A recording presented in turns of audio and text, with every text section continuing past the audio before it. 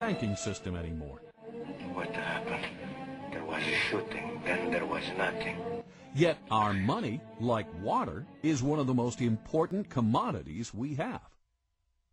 More than that, the quality of our money affects the productivity of every man, woman, and company in America.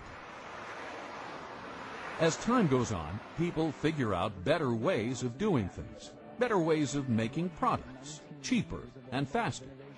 For instance, one farmer can now grow food for thousands of people, whereas he used to be able to feed only his family. Thus, everything should be getting cheaper, because the supply of everything has been growing faster than the demand. This is true even though the population has been growing as well. Unfortunately, this is not what we observe. With the exception of a few industries, like the computer industry, and products we import from places like China, it seems that almost everything is getting more expensive, but oftentimes cheaper in quality. How can this be? Over the decades, the productive energy of society seems to be getting siphoned off.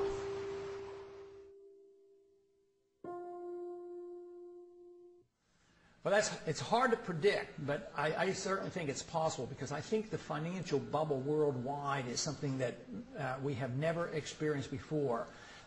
We've had tastes of that. But Alan Greenspan, in one way, is a genius, and in another way, he is an unbelievable threat to us. He's a genius in the sense that in a technical fashion, he's been able to keep this system of inflation together longer than anybody else has been able to, especially in this last go-around from 2000 on. With the collapse of the NASDAQ bubble, we really didn't have much of a recession, because he immediately started inflating massively, taking interest rates down to 1%. And now, of course, he's a little bit frightened about the bubble, and he's curtailing credit to some degree. But the dollar has become the gold of the world. The world central banks have accepted the dollar as if it were gold. Greenspan claims that they have gotten the paper money to act as if it is gold, which I strongly disagree with, and all the hard money people disagree with.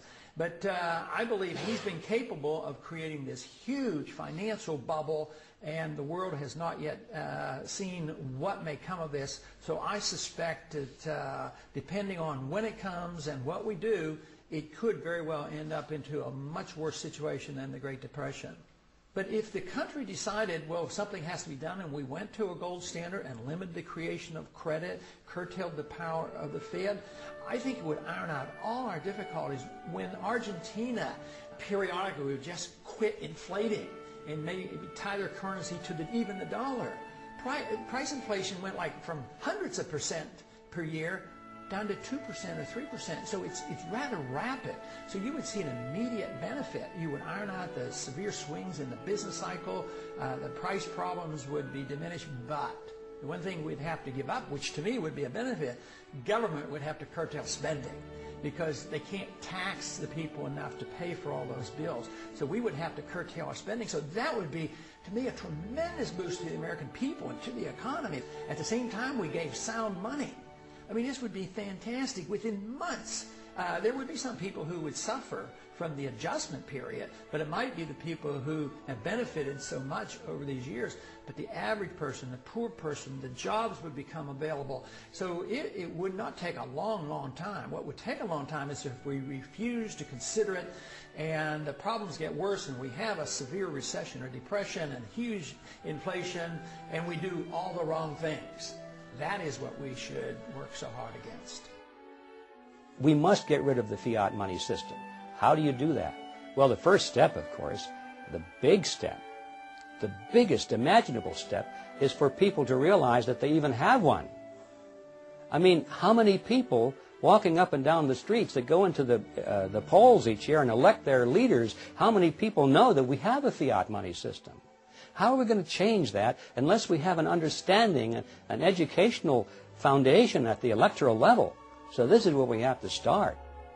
Because so many people in the U.S. are now semi-illiterate, thanks to the government-sponsored public school system, it may be possible to stimulate a discussion on the Federal Reserve only through films and TV shows. In many ways, film has replaced the written word for the masses. What is the Federal Reserve System? It's where they generate the money, and they keep the money, I think. Federal Reserve System is a banking structure owned by the banks and run by the government. No, I don't know much about that. Okay, thank you. It's a system of balancing the flow of currency throughout the United States so that as banks need to have liquidity, they have it, and as they need to tighten up money, they tighten it up. Similar to what you had said earlier about having the reserves for when we go in a crisis or something, and you need to have that actual backing, not just the dollar currency, because paper is paper, and if you don't have that gold or silver behind it, then it's just going to be paper. It was established in, if I guessed, I'm not sure, in 1913 perhaps, to establish stability in the American financial system. I don't know the answer to that. What is the system? It's a banking system that's run by the government. It's almost like a fourth branch, but it's run by the government, and it's guaranteeing that banks will remain stable. And if they're not stable, they'll take it over. A way of backing up the money. I don't know. Yeah. And what is the Federal Reserve System? Well, do you want Andrew Jackson's opinion of the Federal Reserve System or what? Your opinion. I liked his. It's a bunch of organized crooks. Wow. Now that citizen is informed. Too bad everyone is not as aware of how far we have strayed from our founding principles. Well, the major problem you have not only with the Federal Reserve System, but with any statutory structure that's unconstitutional, is it doesn't square with what's called the Supremacy Clause. The Constitution, which has the Constitution and laws passed in pursuance thereof, that is, constitutional laws are the supreme law of the land. So obviously you have a statute that doesn't square with the Constitution, it's void. It is not a law, in fact. So the question then arises, well, how does that square with the oath of office of representatives, senators, judges? And the answer is it doesn't. That when they come face to face with a statute that is in contradiction of the Constitution, they are to treat the Constitution as the supreme law and treat that statute as void. So that's number one. Here we have a system, the Federal Reserve System, that has all of these constitutional problems, and everyone is essentially looking in the opposite direction. So that doesn't square with the oath of office. And one would think that the president, being the head of the executive department, in which we find the Treasury, Department of Treasury, right, which interacts quite closely with the Federal Reserve, might have something direct to say about that. And then, of course, the president has a specific constitutional duty to take care that the laws be faithfully executed, and the supreme law of the land is the Constitution. So you would expect, on top of all of this, that he would be saying, wait a minute, if the Constitution doesn't square with the Federal Reserve Act in one or more ways, then I should be giving directives to the Secretary of the Treasury to take certain kinds of action to deal with that. And, of course, we see exactly the opposite.